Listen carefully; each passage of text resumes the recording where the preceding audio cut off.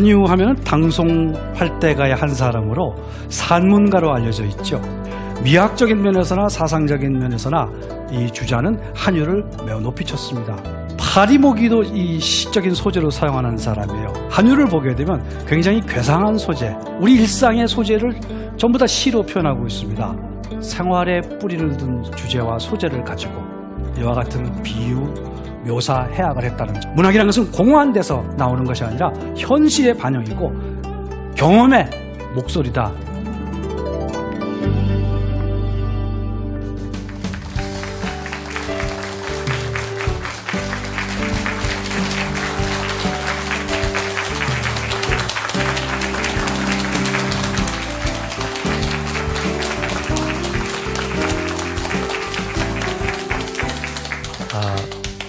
반갑습니다. 고려대학교 심경호입니다. 오늘 여러분들하고 같이 읽을 시는 한유의 시입니다. 한유 하면 당송팔대가의 한 사람으로 산문가로 알려져 있죠. 그러나 이 한유의 시세계는 매우 독특한, 한시의 세계에서도 매우 독특한 영역을 구축한 그런 시입니다. 자, 저는 이것을 일상에 뿌리 내린 해학이다라는 점에 초점을 두고 싶습니다. 지난 강에서 왕유라고 하는 사람을 보았을 때 어쩐지 현실과는 좀 동떨어지고 인간을 좀 혐오하는 듯하면서 그 순수 자연의 그 아름다움, 여기에 너무 이끌려 있었죠. 그와 반대로 삶 자체에 뿌리를 내린 시인으로서 한유를 꼽을 수 있습니다. 자, 먼저 잡시이 사수 중에서 한 수를 같이 보시겠습니다만, 이 잡시라고 하는 제목은 즉흥시 정도로 생각하면 되겠습니다. 오늘날 왜 그림에서도 무제 이런 게 많지 않습니까? 음악도 무제가 있잖아요. 그와 같은 겁니다. 이 한유는 25세 진사가 됐고 상당히 그 승승장구할 수 있는 여러 가지 요소가 있었어요. 그렇지만은 늘 반대파들의 또 모함이 있었습니다. 여기에서 태자 우서자까지 되고 나니까 이 사람을 시기하고 질투하는 사람들의 비난이 많았습니다.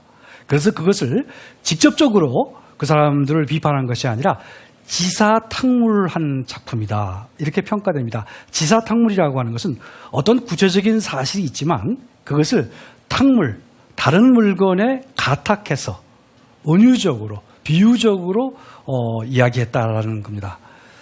자, 시는 이렇습니다. 파리모기가 나오고 있어요. 파리모기가 조승불수구요 몸은 불과 박이라. 아침엔 파리를 쫓아도 소용이 없고, 직역을 하면 아침 파리는 몰아낼 필요가 없고, 이런 뜻입니다. 그 다음에 저녁 모기는 몰아낼 수가 없다. 이것은 박이라고 하는 것은 칠박이잖아요, 그죠? 그걸 한번 의역을 해가지고 몰아내다 이렇게 했습니다만, 결국은 저녁에는 모기를 몰아낼 수도 없네, 이런 뜻입니다. 그러면서 승문만팔구라 했습니다. 팔구는 이 우주, 천지가를 얘기합니다. 그러니까 파리와 모기가 세상에 가득하니 가진 여상격, 여기 가지는 어찌라는 정도의 뜻입니다. 반어법이에요. 어찌 다 이것들을 쳐 없앨 수 있을까? 이 격자가 7격자가 있습니다. 이 격이라는 뜻이 여러 가지가 있어요. 그런데 여기서는 때려잡을 수 있겠는가? 이렇게 얘기를 하고 있습니다. 그 뒤에 득시능기시오, 얼마나 오래 득세하겠는가. 득시가, 직역을 하면 득시가 어찌 얼마나 되겠느냐, 혹은 능이 얼마나 되겠느냐, 이런 얘기입니다. 그래서 자담색이라, 너에게 허여한다, 여자는 자라는 것은 멋대로, 담색이라는 말은 빨고 씹고 하는 거죠. 내 놈들이 빨고 씹고 하는 걸 내가 벌어두겠다. 그러더라도 양풍 9월 되면 서늘한 바람이 9월에 이르러 오면 소불견 종적이라. 전부 다 쓸어내 없어져 가지고 자취도 볼 수가 없게 되리라, 이런 얘기입니다. 우리가 여기에서 구체적으로 어떤 사실을 얘기하고 있는지는 말하지 않더라도 파리와 모기가 무엇을 비유하고 있는지는 금방 아실 수 있을 거예요, 그죠? 바로 자기를 모함하는 소인배들에 대한 분노, 이 감정을 탕물하고 있다, 이런 얘기입니다. 자, 사리모기도 이 시적인 소재로 사용하는 사람이에요. 한유를 보게 되면 굉장히 괴상한 소재, 우리 일상의 소재를 전부 다 시로 표현하고 있습니다. 이 점이 한유의 매력이라고 볼 수가 있습니다. 이것은 와세다 대학, 일본 와세다 대학에 소장되어 있는 원나라 때의 판본이라고 생각되어지는데요. 주문공교 창녀 선생집이라고 하는 한유의 문집입니다. 주문공은 누구냐면 주자입니다. 우리 주자, 주희 들어보셨죠? 그죠? 주자라고 하는 대학자가 가장 중요시한 문학가가 한유입니다.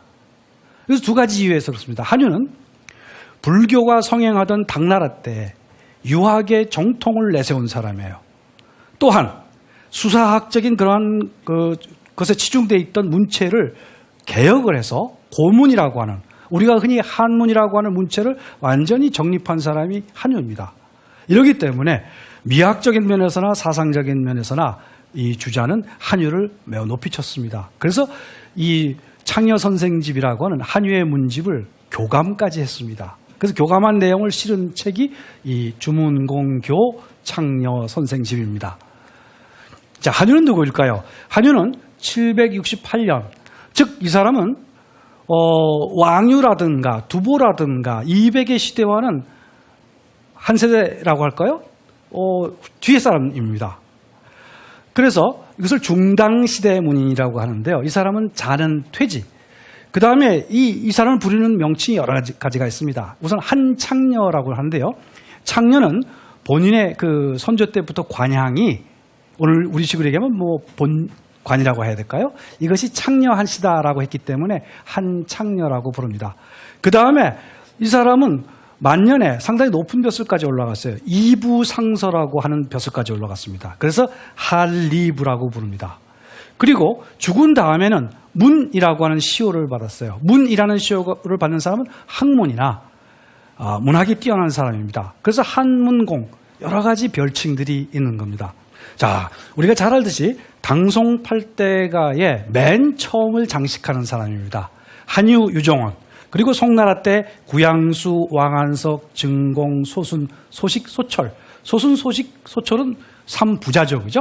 세 부자가 여기 당송팔대가에 들어있습니다. 그래서 8사람을 우리가 당송팔대가라 그러고, 이들의 문체가 사실 우리가 흔히 이야기하는 한문, 이 고문의 문체에 완전한 틀을 잡은 사람들입니다.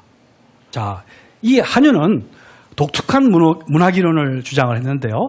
자기 친구였던 맹동야, 맹교라는 사람인데요. 이 사람이 여러 번 과거에도 떨어지고 중앙의 장안에서도 인정을 받지 못하고 다른 곳으로 이제 떠나가려고 할 때 송맹동야서라고 하는 글을 지어줬습니다. 전송한 글이죠. 이와 같이 중요한 이야기를 했습니다. 대범 물부득 기평즉 명하고 인지어 언야의 역연이라. 그래서 긴 문장인데 첫 대전제가 이와 같이 나오고 있습니다. 대범, 대개, 사물이라고 하는 것은 평정을 얻지 못하면 무언가 소리를 내게 되어 있다. 근데 바로 말과 시와 노래라고 하는 것은 그냥 아무 일도 없는 게 나오는 것이 아니라는 겁니다. 뭔가 불평스러울 때 나온다는 것이죠. 그 불평은 어디에서 나오느냐? 현실과의 접촉 속에서, 이 경험 속에서 자기가 좌절할 때 나온다는 것입니다. 이것을 불평즉명이라는 네 글자로 이야기하는 이 한문 고전의 미학 이론에서 매우 중요한 경험주의라고 할까요? 경험론적인 그런 미학 이론입니다. 이것하고 짝을 이루는 것이 사마천이 사기를 지을 때 발분저서라 그랬어요. 사람은 자기가 울분이 있을 때, 뭔가 현실에서 괴리를 느끼고 울분이 있을 때 그 울분을 쏟아내어 가지고 저술하는 것이다 라고 하는 것이 발분저서설인데요. 그것과 여기에 관한 불평즉명이라는 것이 같은 맥을 갖는 것으로서 중요한 이론으로 지금 취급되고 있는 것이죠. 바로 한유는 문학에서, 문학이라는 것은 공허한 데서 나오는 것이 아니라 현실의 반영이고 경험의 목소리다라고 하는 것을 주장했다는 것입니다. 그리고 한유는 52세 때, 이 당시에 상당히 높은 벼슬이 있었습니다만 논불골표라고 하는 것을 당나라 헌정한테 올렸다가 조주자사로 좌천됩니다. 이 조주가 광동성, 그러니까 장안으로 봐서는 아주 동남쪽에 외진 곳으로 좌천이 됐죠. 이때 지은 시가 좌천 지남관 시 질손상 한상이라고 하는 자기의 말하자면 조카의 아들이죠. 그러니까 조카 손자라고 하는 이 사람에게 준 시인데, 이 사람이 먼 곳으로 가니까 이 한유를 전송하러 여기 남간이라는 곳까지, 외진 곳까지 따라왔던 것입니다. 여기에 시를 주어서 지여 원래 응유의 호수오골 장강변. 지 알겠다. 무엇을 하겠냐? 내가 멀리 온 것이 응당, 무언가 뜻이 있어서 온 것을 알겠다. 그게 뭐냐면 내 죽음, 마지막을 전송하려 온 것이 아니냐, 이런 뜻이 되겠죠. 호수오골 장강변. 장강이란 말은 독이 낀, 독안개가 낀 강이라는 뜻인데요. 남방의 그 음습하고 습기가 많으니까 그것을 표현해서 이 장독이라고 하는데, 이 장강변이라고 한 겁니다. 거기에서 내 뼈를 거두어 다오. 호라는 것은 부디 정도의 뜻입니다. 내 뼈를 거두어 다오. 그렇습니다. 이건 바로 논불골표를 올린 것은 무엇이냐면요, 당나라 헌종이 부처의 손에 사리를 장안으로 모셔오려고 했어요. 이 당시에는 불교가 지배적이었거든요. 그런데 유교의 이념에 따라서 정치를 해야 된다고 강하게 그것을 비판한 것이 논불골표입니다. 불골이 바로 살입니다. 바로 여기서 유학의 정신을 가지고 자기가 화신이 된 거죠. 화신이 되어서 천자에게, 어떻게 말하자면 천자의 정책에 맞선 겁니다. 이것더니 귀양을 가게 된 겁니다. 그 당시에 대다수 사람들이 불교를 믿고 더군다나 천자까지도 믿었을 때 유학만이 올바른 이념이다라고 하는 것을 강하게 주장한 거죠. 이것이 우리나라의 바로 유학자들에게 깊이 사랑받는, 한유가 사랑받는 이유가 된 것이에요. 이 사람의 특징은 참신한 묘사, 비유, 해학입니다.